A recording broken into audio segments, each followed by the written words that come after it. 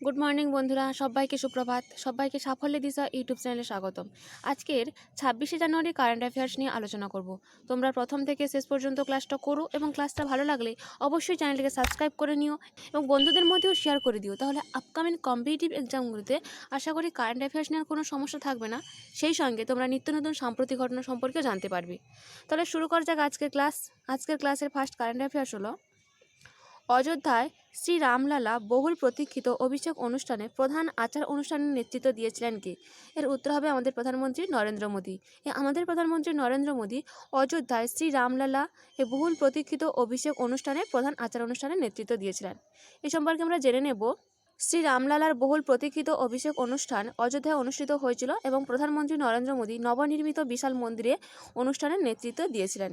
তিনি এই মন্দিরের গর্ভগৃহে রামলালার মূর্তিও উন্মোচন করেন এবং অনুষ্ঠান চলাকালীন আরএসএস প্রধান মোহন ভাগবত এবং উত্তরপ্রদেশের মুখ্যমন্ত্রী যোগী আদিত্যনাথ এবং রাজ্যপাল আনন্দীবেন প্যাটেলও এই রামলালার পূজা করেছিলেন। Next, ICC under nineteen cricket world cup 2024 host করছে কোন দেশ? এর উত্তর হবে সাউথ আফ্রিকা। এই South Africa recent ICC under nineteen cricket world cup 2024 host করছে। এই সম্পর্কে জেনে নেব।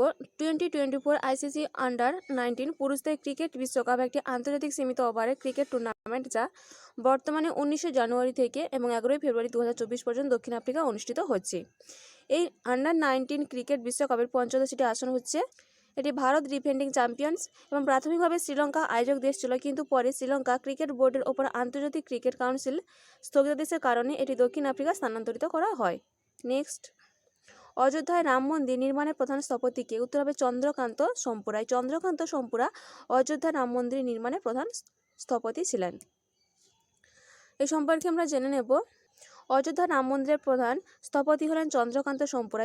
এই চন্দ্রকান্ত সোমপুরা এমন একটি পরিবার থেকে এসেছেন যারা ইতিমধ্যে কয়েক বছর ধরে মন্দির নির্মাণের কাজে নিযুক্ত রয়েছে। তার ডিজাইন করা উল্লেখযোগ্য মন্দিরগুলির মধ্যে রয়েছে গুজরাটের সোমনাথ মন্দির এবং মুম্বাইয়ে স্বামী নারায়ণ মন্দির এবং গুজরাটের অঙ্কর ধাম মন্দির কমপ্লেক্স এবং কলকাতার বিড়লা মন্দির।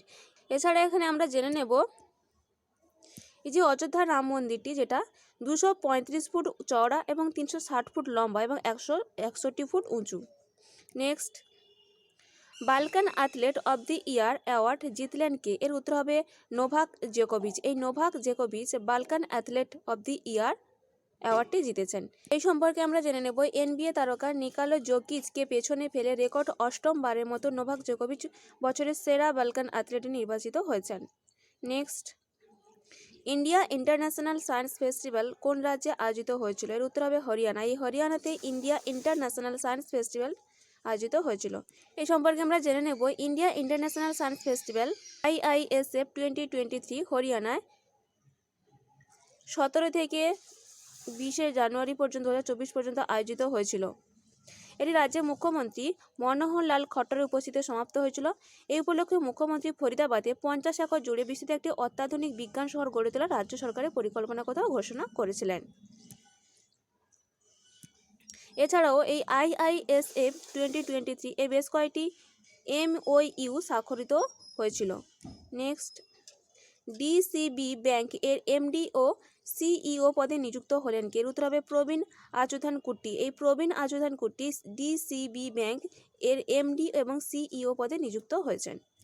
এ সম্পর্কে আমরা জেনে নেব। ভারতীয় রিজার্ভ ব্যাংক এর অনুমোদন দিয়েছে যে প্রবীণ আচুধান কুট্টি হিসেবে ব্যবস্থাপনা পরিচালক মানে এমডি এবং প্রধান নির্বাহী কর্মকর্তা অর্থাৎ সিইও হিসেবে ডিসিবি ব্যাংকে নিয়োগ করা হবে এবং এমনি এপ্রিল থেকে কার্যকর হবে 2024-এ। ব্যাংকের নিয়ন্ত্রক ও ফাইলিং অনুসারে এই নিয়োগের মেয়াদ 3 বছরের জন্য নির্ধারণ করা হয়েছে। নেক্সট, জাতিসংঘের সাধারণ পরিষদের 78তম অধিবেশনের সভাপতি কে, যিনি বর্তমানে ভারত সফরে আছেন? উত্তর হবে ডেনিস ফ্রান্সিস। এই ডেনিস ফ্রান্সিস জাতিসংঘের সাধারণ পরিষদের 78তম অধিবেশনের সভাপতি, যিনি বর্তমানে ভারত সফরে রয়েছেন। এই জাতিসংঘ সাধারণ পরিষদের 78তম অধিবেশনের সভাপতি ডেনিস ফ্রান্সিস 5 দিনের ভারত সফরে নয়াদিল্লিতে পৌঁছেছেন।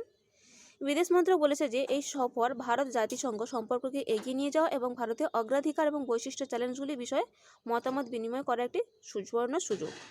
26শে জানুয়ারির প্রজাতন্ত্র দিবস উপলক্ষে ফ্রান্সিস মহারাষ্ট্রের প্রজাতন্ত্র দিবসে প্যারেডে রাষ্ট্রীয় অতিথি হিসেবে অংশ নেবেন। নেক্সট, সম্প্রতি হনুমান গাড়হি বেসন কোথাকার লাড্ডু সম্প্রতি জিআই ট্যাগ পেয়েছে? উত্তর হবে অযোধ্যায়। এই অযোধ্যায় হনুমান গাড়হি বেসন সম্প্রতি জিআই ট্যাগ পেয়েছে। নেক্সট, পেন্ডাল লক্ষ্মীপ্রিয়া যিনি প্রধানমন্ত্রী রাষ্ট্রীয় বাল পুরস্কার 2024 এর ভূষিত হয়েছেন, যিনি কোন নৃত্যের সঙ্গে সম্পর্কিত? তিনি কুচিপুটি নৃত্যের সঙ্গে সম্পর্কিত। এই পেন্ডালা লক্ষ্মীপ্রিয়া যিনি প্রধানমন্ত্রী রাষ্ট্রীয় বাল পুরস্কার 2024 এর জন্য সম্মানিত হয়েছে। এই সম্পর্কে আমরা জেনে নেব। কুচিপুটি নৃত্যশিল্পী পেন্ডিয়ান লক্ষ্মীপ্রিয়া রাষ্ট্রপতি দ্রৌপদী মুর্মু কর্তৃক প্রধানমন্ত্রী রাষ্ট্রীয় বাল পুরস্কার 2024 এর জন্য সম্মানিত হয়েছেন।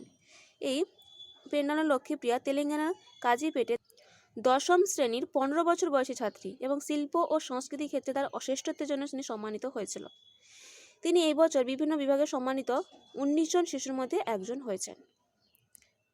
নেক্সট এবং আজকের ক্লাসের last current affairs, France grand prix এ কোন ভারতীয় ব্রোঞ্জ পদক জিতেন? উত্তর হবে রবি কুমার দাহিয়া। এই Ravi Kumar Dahiya France grand prix এ ভারতীয় হয়ে ব্রোঞ্জ পদকটি জিতেছেন। এই সম্পর্কে জেনে নেব। টোকিও অলিম্পিকে রৌপ্য পদক বিজয়ী রবি কুমার দাহিয়া ফ্রান্সের নিসে অনুষ্ঠিত মর্যাদাপূর্ণ grand prix de France Henri এগলেন কুস্তি টুর্নামেন্টে ব্রোঞ্জ পদক অর্জন করে কুস্তিতে বিজয়ী প্রত্যাবর্তন করেছেন। এই ছিল আজকের দিনে গুরুত্বপূর্ণ 10টি কারেন্ট অ্যাফেয়ার্স। এরকম গুরুত্বপূর্ণ 10টি কারেন্ট অ্যাফেয়ার্স পেতে অবশ্যই সাফল্য দিশা ইউটিউব চ্যানেলটিকে সাবস্ক্রাইব করে নিও। আজকের ক্লাসটা এই পর্যন্ত।